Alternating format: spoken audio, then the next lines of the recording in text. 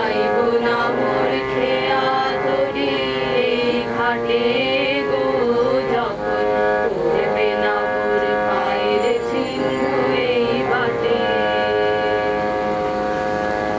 বড়দের সঙ্গে যেমন সুন্দর সম্পর্ক ছিল, তেমনি ছোট বাচ্চাদেরও তিনি নিজের করে নিতে পারতেন একেবারে। খুব ছোট ছোট বাচ্চারাও তার কাছে ভীষণ প্রিয় ছিল। আজকে এখানে এসেছে তারা, কিন্তু এতই খারাপ লাগছে, তাদের মন এতই বিষাদগ্রস্ত, সবাই কিছু বলতে চাইছে না। তার মধ্যে তার পরম প্রিয় নাতনিকে আমি ডাকছি, যদি সে কিছু বলতে পারে। আমি আমার ঠাকুরদাকে খুব কাছ থেকেই পেয়েছি। সবসময় তিনি আমার পাশে থেকেছেন, আমার প্রত্যেকটি বিষয়ে তিনি আমার কাছে থেকেছেন। আমার বাবা মা আমাকে অনেক কিছুতেই নিষেধ করতেন, অনেক কিছু করতেই না বলতেন, কিন্তু আমার দাদু সেই সব সময় আমাকে ওগুলো করতে অনেক উৎসাহী করেছেন। আমি এখানে বেশি কিছু বলতে পারবো না, আমার অনেক স্মৃতি আছে, আর এই স্মৃতির মধ্যে থেকে কিছু বলতে পারাটা আমার জন্য খুব শক্ত। এই জন্য আমি একটি রবীন্দ্রনাথের কবিতা দিয়েই আমার বক্তব্য শেষ করছি। কথা কও, কথা কও, কোনো কথা কবু হারাওনি তুমি, সব তুমি তুলে লাও, কথা কও, কথা কও। আমি জীবনের পাতায় পাতায় অদৃশ্য লিপি দিয়া লিখত পিতামহদের কাহিনী, লিখছ মজ্জায় মিশাইয়া। যাহাদের কথা ভুলিছে সবাই, তুমি তাহাদের কিছু ভুলো নাই। বিস্মিত যত নীরব কাহিনী, স্তম্ভিত হয়ে বও। ভাষা দাও তারে এমনি অতীত, হেমনি অতীত, কথা কও, কথা কও। আমি প্রয়াত সমীরপ্রসাদ গাঙ্গুলি সম্বন্ধে দু চারটে কথা বলছি। যিনি ছিলেন আমার বিআই মশাই, অর্থাৎ আমার কন্যার শ্বশুর মশাই। তিনি শুধু আমার বিআই মশাই নয়, তিনি ছিলেন একজন ভাই মতন বা বড় দাদার মতন, অতি আপনজন। আমাদের বাড়ি আছে অনেক দূরে, যেখানে যেতে আগে কাঠের ট্রেনে বগতে যেত, এবং ইঞ্জিন চেঞ্জ হতো, রানাঘাট হতো, অনেক দেরি টাইম লাগতো, অনেক গরম লাগতো, মানে গ্রীষ্মের সময়। কিন্তু যখনই তাকে আমরা ডেকেছি কোনো অনুষ্ঠানে বা যখনই যে প্রয়োজনে তাকে ডেকেছি, তিনি সস্ত্রীক সবসময় ছুটে গেছেন, কোনো দিন না বলেননি বা কোনো কষ্ট মনে করেননি। কত গরমে কত মানুষ কত হা হতাশ করেছে, কিন্তু তিনি কখনোই আমাদের থেকে দূরে থাকেননি। তার যে আত্মীয়তা, তার যে মানবতা, তার যে হৃদয়তা আমাদের সবসময় মুগ্ধ করত। তিনি শুধু একজন আত্মীয় হিসাবে নয়, অতি আপনজন হিসাবে সবসময় আমাদের কাছে দাঁড়িয়েছেন। এবং আমার যে ছেলে মেয়ে এবং আমার যে আত্মীয় স্বজন যখন এসেছে এখানে, যেমন আমার শালার ছেলে মেয়েরা যখন এখানে আসে, তারা এসে নিজের আপনজন হিসেবে তাদেরকে ভালোবেসেছেন তিনি, এবং ছেনো দিয়েছেন। এবং আজ তিনি আমাদের কাছে নেই, এটা বড় দুঃখের। এবং আমরা ভাবতেও পারি না যে তার এই অকাল মৃত্যু আমাদের অনেক কিছুই আমাদের থেকে কেড়ে নিল, এবং আমরা অনেক কিছু একজন আপনজনকে, আপন বন্ধুকে হারালাম। তো আমি যেখানে তিনি থাকুন না কেন, তার সেই আত্মার প্রতি শ্রদ্ধা ও শান্তি কামনা করে আমি এখানে বক্তব্য শেষ করছি। কারণ আমি নিজেও একটু অসুস্থ, গত 15 দিন বা 10-12 দিন ধরে আমি ডাক্তারি ওষুধ খাচ্ছি, এবং তবু আমি ছুটে এসেছি তার প্রতি শ্রদ্ধা জানাতে, তার প্রতি ভালোবাসা জানাতে। তিনি যে মহান, তার যে হৃদয়ের কাছে তারা প্রত্যেকটা, তাদের কথা সত্যি ভোলা যায় না। আমার যে কোনো অনুষ্ঠান হয়েছে তারা ছুটে যেয়ে তারা সেই কাজ যোগ দিয়েছেন এবং সম্পন্ন করে তারা আবার ফিরে এসেছেন। যাই হোক, আমি এই পর্যন্ত শেষ করছি। আমার সম্পর্কে খোঁজ খবর নিতেন, আমার সম্পর্কে পড়াশোনা সম্বন্ধে খোঁজ খবর নিতেন, অনেক মূল্যবান পরামর্শ দিতেন, যেগুলো পরবর্তী জীবনে আমার বাধা হয়ে দাঁড়িয়েছে। তারপরে যখন আরও বড় হলাম, তখন ছোট দাদুর চরিত্রে অনেকগুলো দিক আমার কাছে খুলে গেছিলো। তার মধ্যে যেগুলো কয়েকজন আগে বললেন, যে সহানুভূতিতা, নিষ্ঠা, কর্মনিষ্ঠা, সততা, এগুলো তো আছেই। আরও পরে ওর ব্যক্তিত্বে যে জিনিসটা আমাকে সবচেয়ে বেশি আকর্ষণ করতো, সেটা হচ্ছে ওনার অসম্ভব মানসিক দৃঢ়তা এবং অসম্ভব আত্মবিশ্বাস। তো আমি অনেকবার এই বিষয়টা নিয়ে নিজের মধ্যে ভেবেওছি যে এরকম আত্মবিশ্বাসের কথা ওনার, উনি যেভাবে নিজেকে চালাতেন, যেভাবে নিজের জীবনকে চালাতেন, নিজের কর্মজীবনকে চালাতেন, সেগুলো কথা অনেকবার মনে করেছি এবং অনেক ক্ষেত্রে আমি অনেক কিছু শিখেওছি সেখান থেকে। তারপরে আরও পরে ছোটদাদুর সঙ্গে আমার অনেকবার কথা হয়েছে, ওনার অসুখ নিয়ে কথা হয়েছে। উনি ওনার অসুখ সম্বন্ধে অনেক কিছু আমায় জিজ্ঞেসও করেছিলেন। তার পরিণতিতে কি অনেক কিছু উত্তর দিতে পারতাম না, অনেক কিছু জানতাম না, তবু তখনও আবার এই জিনিসটাই মনে হচ্ছিল বারবার যে ওরকম অসুখের শিকার হয়েও ছোটদাদু কিন্তু মানসিক দৃঢ়তা সেটা হারাননি, বরং সবসময় আমার কাছে সমাধানের পথ চাইতেন বা আর কী করলে কিভাবে এগোলে যেটা সমাধান হতে পারে সেটা জানতে চাইতেন।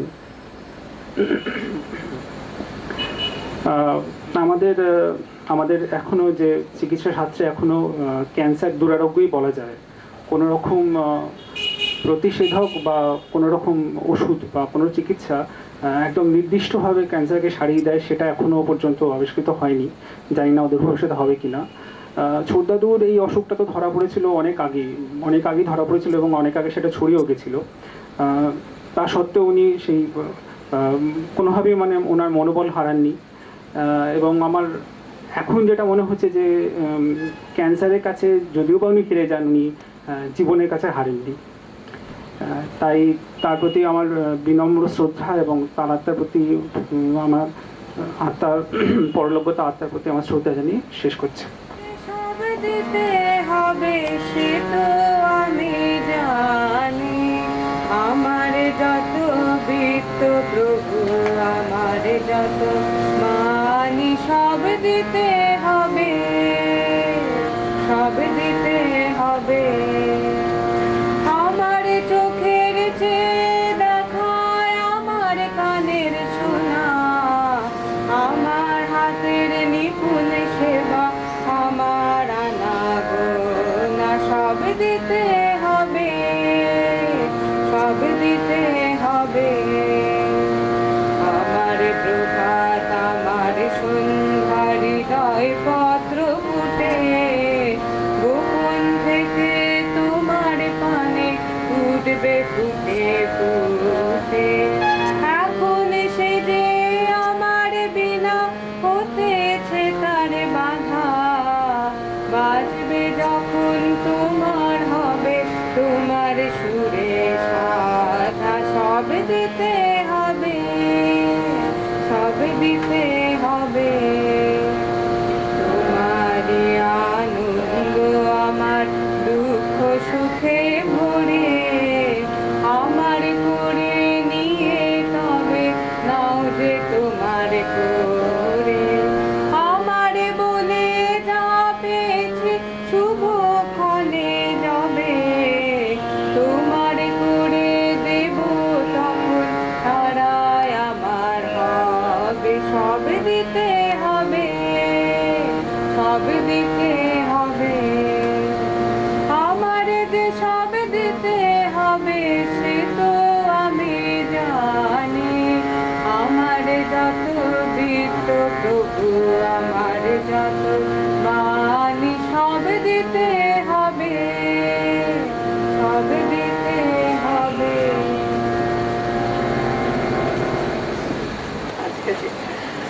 আচ্ছা, এবারে আমি এমন একজনকে ডাকছি যার পক্ষে সবচেয়ে কঠিন কিছু বলা এই অনুষ্ঠানে, যার সঙ্গে ছিল তার সবচেয়ে ঘনিষ্ঠ সম্পর্ক এবং যিনি অক্লান্ত সেবা দিয়ে এবং তার নিষ্ঠা দিয়ে তার শেষ জীবনটাকে আমার মনে হয় কোনো ক্ষোভ রাখেননি তার।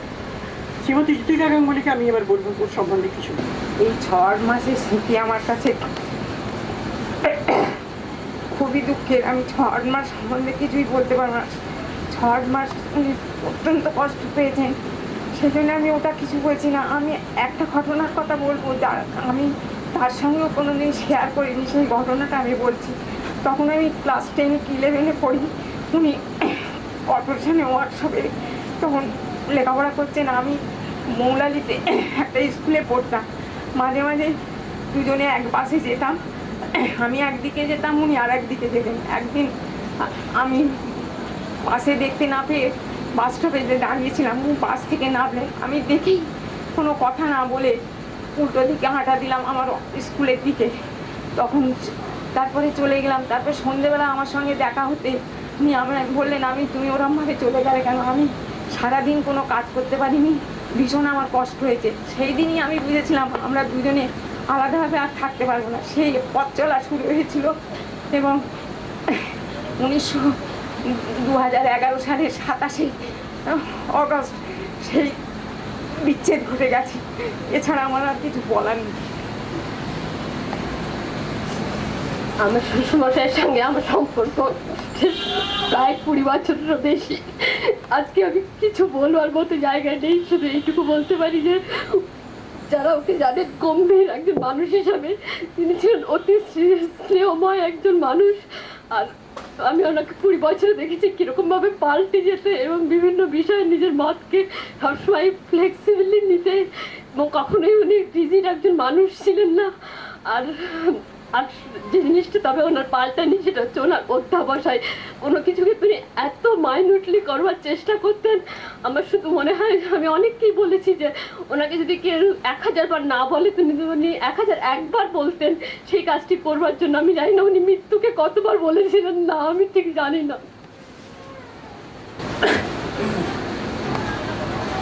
মানে বাবার সম্বন্ধে আমি অনেক সময় ভাবি যে আমি আজকে এর থেকে 20 বছর পর বাবার কোন জিনিসটাকে মনে রাখবো। মানে যে জিনিসটা আমাকে সারা জীবন খুব ফ্যাসিনেট করে গেছে বাবার সম্বন্ধে, সেটা হলো গিয়েছে তার জীবনের প্রতি ভালোবাসা, মানে যেটাকে বলে লাইফ ফোর্স বা ভাইটাল ফোর্স, বা মানে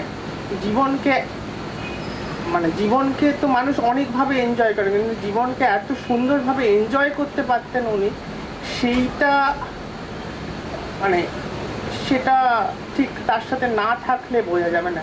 মানে অনেকেই বলেছেন তিনি মানে অধ্যাবসা, মানে বলেছেন, আমি তো দেখেছি অনেকেই বলেছেন তিনি অধ্যাবসা বলুন, তার মানে তার কাজের প্রতি নিষ্ঠা, মানে এগুলো সবই আছে, কিন্তু সব থেকে বড় জিনিস হলো গিয়ে যে মানে জীবনের প্রতি ভালোবাসা, সেইটা কাছে না থাকলে সেইটা ঠিক ফিল করা যায় না। এবং আমি বাবাকে এই জন্যই মনে রাখবো, একটা মানুষ যে জীবনকে ভালোবেসেছে। খুব ব্যক্তিগতভাবে যেটা বলা সেটা হলো গিয়ে যে মানে অভিভাবক কি, সেটা ছোট থেকে বড় হতে হতে আস্তে আস্তে ফিল করতে পেরেছিলাম যে অভিভাবক মানে এই নয় যে আমি যা করছি তাই সব সাপোর্ট করা, কিন্তু আমি যা করছি বা যে জিনিসটা ভালো করছি সেটাকে সাপোর্ট করে সেটাকে এগিয়ে নিয়ে যাওয়া যায় কিভাবে, সেই জিনিসটাকে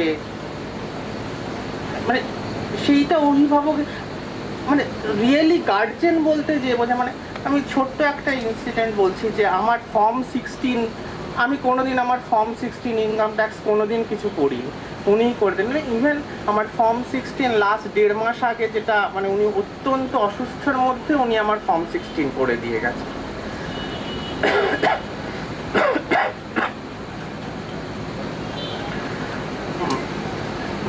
এক নম্বর। আর 2 নম্বর হলো গিয়েছে আমার সাকসেসে আমি যে জায়গাটা হারিয়ে ফেলাম, আমার সাকসেসে যে নিঃস্বার্থভাবে এবং আমার থেকেও বেশি খুশি হতে পারতেন একটা মানুষ, সেই মানুষ আজকে চলে গেল। মানে সেইটা একটা অপূরণীয় জিনিস, যেটা আর আমি কোনোদিন ফিরে পাই না। আমি ছোট্ট কথা বলছি যে আমি কোনোদিন আমার সামনে ডক্টর লিখি না, তো বাবা যেখানেই যেত সেখানেই ধরুন এতে গেল কোনো ডাক্তারের জায়গায় বুকিং করতে গেছে, তাকে আগে ডক্টর লিখে দিল, কোনো ট্রেনের রিজার্ভেশন করছে আগে ডক্টর লিখে দিল। এই জিনিসটা মানে এই জায়গাটা বলা যে আমার মানে এইটা একটা অপূরণীয় ক্ষতি ব্যক্তিগতভাবে হয়ে গেল, যে একটা মানুষ যে আমার থেকেও আমার সাকসেসকে বেশিভাবে দেখতো এবং মানে বেশিভাবে আনন্দ পেত নিঃস্বার্থভাবে, সেই জিনিসটা। আর অসুখের ব্যাপারে 2টো জিনিস আমার মনে থাকবে, একটা হলো গিয়ে বেদনাদায়ক, একটা হলো ভালো জিনিস। আগে বেদনাদায়কটা বলি, মানে আমি এখনও যেটা মেনে নিতে পারিনি, যে আমি জানি আমি সায়েন্টিফিক্যালি ব্যাপার কোনো বুঝি, কিন্তু মেনে নিতে পারিনি যে এত করেও কিছু হলো না। মানে এটা মানে ছোটবেলা থেকে আমরা বুঝি যে চেষ্টা করলে হয়, কিন্তু চেষ্টা করলে যে হয় না এই জিনিসটা একটা প্রচণ্ড একটা আমাকে এখনো কুড়ে কুড়ে খাচ্ছে, যে আমরা ঠিক করে চেষ্টা করলাম না, মানে এইটা ঠিক ইয়ে করতে পারে। আর ভালো দিকটা হলো গিয়ে যে এই এত অসুখের মধ্যেও বাবাকে আমি কোনো দিন ভেঙে পড়তে দেখিনি। মানে প্রাথমিকভাবে বাবা বলতো যে তুমি কারোর হেল্প নেবে না, আমি আর তুমি এটাকে মোকাবিলা করতাম, এটা করবো, এটা এক্সপ্লিসিটলি বলতাম। এবং কোনো দিনই যে উনি কেঁদে ফেলেছেন, কাঁদছেন যে আমি মারা যাব, আমার অয়ে হচ্ছে, এটা কোনো দিন উনি করেননি। বরঞ্চ মানে কেউ যদি ভেঙে পড়তেন তাহলে তাকে সান্ত্বনা দিত, যে মানে এটা একটা সাংঘাতিক মানে আমি বলবো ক্রাইসিসে মানুষকে বোঝা যায় যে মানুষের সাহস কতটা, ক্রাইসিসে সেটা বোঝা যায়। এবং এই জিনিসটা আমি কখনো ভুলবো না, যে এই দীর্ঘ অসুখ ভোগে এবং যেখানে মৃত্যু প্রায় নিশ্চিন্ত জেনেও একটা মানুষ একদম ভেঙে না পড়া, এটা মানে আমরা আসলে অনেক বাইরে হিরো খুঁজি, বাইরে নায়ক খুঁজি, কিন্তু আসলে নায়কটা আমাদের আশেপাশেই লুকিয়ে থাকে। এবং আমি চিরকালই মনে করব যে আমার জীবনের প্রথম নায়ক আমার বাবা।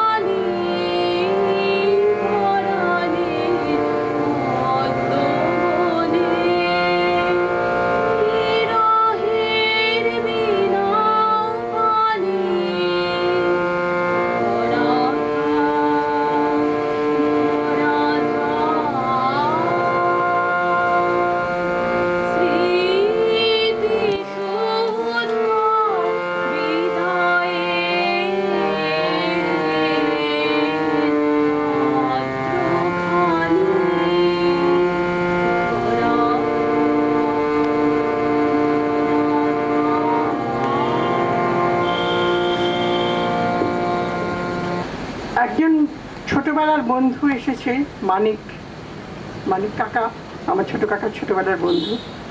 তাকে আমি ডাকছি একটু কিছু বলতে তার সম্বন্ধে। উপস্থিত সবাইকে আমার শ্রদ্ধা জানিয়ে আমি আমার বন্ধু সম্পর্কে দু একটা কথা বলছি। আমি অত্যন্ত অসুস্থ, জ্বর হয়েছে, এখনো জ্বর আছে। তো যাই হোক, সমীর, আমি এবং বিশ্বনাথ আমার সামনে বসে আছে। আমরা বহু বন্ধু বান্ধব আমাদের ছিল। একদিন বিশ্বনাথ আমায় জিজ্ঞেস করছে, তোমার তো অনেক বন্ধু, তো কটা বন্ধু সত্যিকারের বন্ধু বলো তো? একে এই কথা বললে, তাকে সেই কথা বললে। তাহলে আমার জীবনে বন্ধু বলে যাদের বরণ করেছি সে হচ্ছে দুজন বন্ধু আমার, সে হচ্ছে সমীর গাঙ্গুলি আর বিশ্বনাথ গাঙ্গুলি। আমি তাদের মধ্যে যে জিনিসটা দেখেছি সেই জিনিসটা অন্য কারোর মধ্যে আমি দেখতে পাই না। বরাবরই আমি একটু চুজিস ছিলাম, সেই কারণে এটা দুজনকেই চুজ করেছিলাম যে ভালো বন্ধু। আমার বাবা